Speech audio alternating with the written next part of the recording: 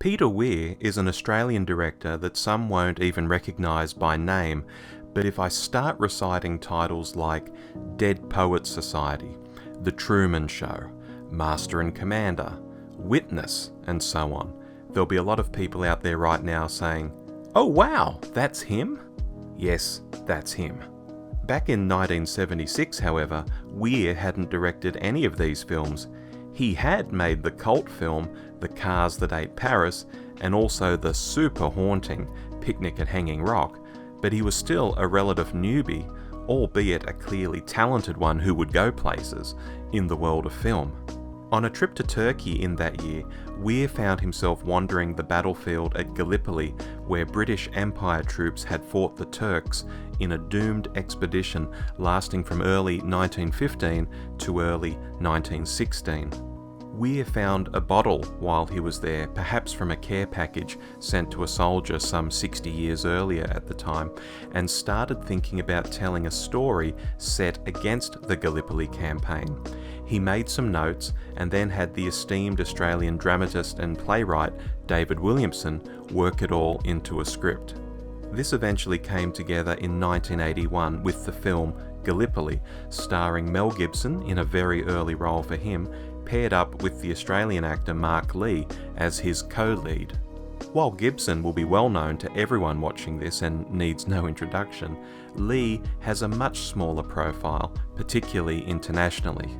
While he was white hot in the Australian consciousness when Gallipoli was released, and has been in regular work ever since, just go and check out his IMDb entry, Lee's acting career has largely flown under the radar, even here in Australia, which I think is quite notable, despite appearing in such a big film that Australians can still readily quote lines from to this day. For a war movie, however, a great deal of Gallipoli's runtime is spent anywhere but fighting at Gallipoli.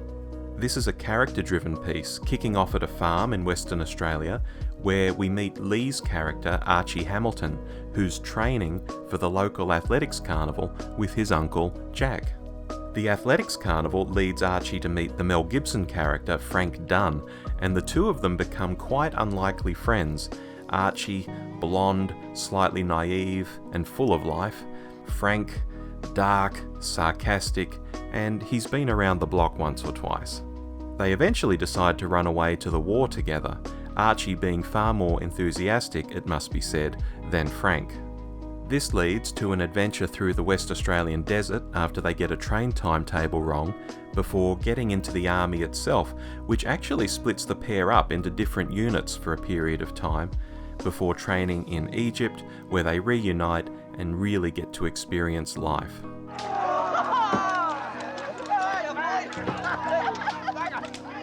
What do you think you're doing? We're mates, sir. This is supposed to be warfare. Break this up.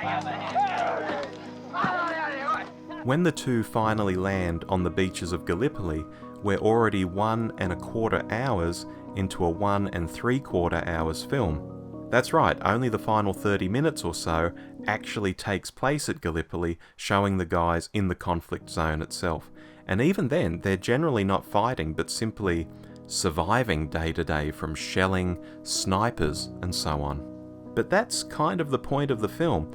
This isn't about showing Gallipoli as a series of battles taking place on a tiny piece of land that no one had heard of before, but instead taking us into what life was like in the early 1900s in Australia, how the people felt, and why young men felt compelled to go and fight in a European war that was on the other side of the planet. Most of the boys around here joined the Light Horse. If I'd had a son, that's what he would have joined too. Let's drink a toast to our brave young friend. The Light Horse. The Light Horse. The Light Horse. The Light Horse. Along the way, it becomes a study in the loss of innocence, both for the characters themselves and also for the Australian nation. Remember, the Commonwealth of Australia was declared on the 1st of January 1901, just over a decade before the events in the film. Before then, what we know of as Australia was just 6 self-governing colonies.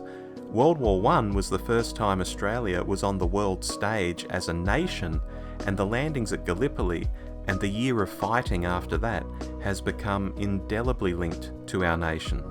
I first saw Gallipoli as a 6-year-old in 1981, and I vividly remember waiting in line with my parents and seeing a girl come out of the cinema where the previous session had just ended, absolutely bawling her eyes out. By the end of the film, I would have bawled my eyes out too if I wasn't already numb from what I had just seen. It's no spoiler to say that people die in war, and in war movies, but for me, up to that age, it wasn't really something I was accustomed to. I've probably seen Gallipoli every year or two since 1981, making it one of my most watched films ever, outside of things like the Star Wars trilogy, of course, which I've seen far too many times to count.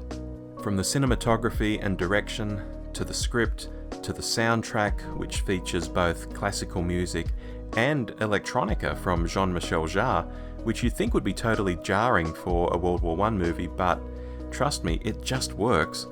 This is a film I can't review honestly anymore because I'm just too close to it. It's too burned into my psyche for me to be objective about it. I think it's probably that way for many Australians of a certain age. It's a very special film. All right, men. We're going. I want you all to remember who you are. You're the 10th Light Horse. Men from Western Australia. Don't forget it. Good luck. One thing I can say objectively, however, is if you like character-driven war movies, which are more about what those characters are experiencing and how they relate to one another, rather than just seeing them in a ton of fighting scenes, Gallipoli could be in your wheelhouse. Like all good World War I films, there's something of an anti-war undercurrent too.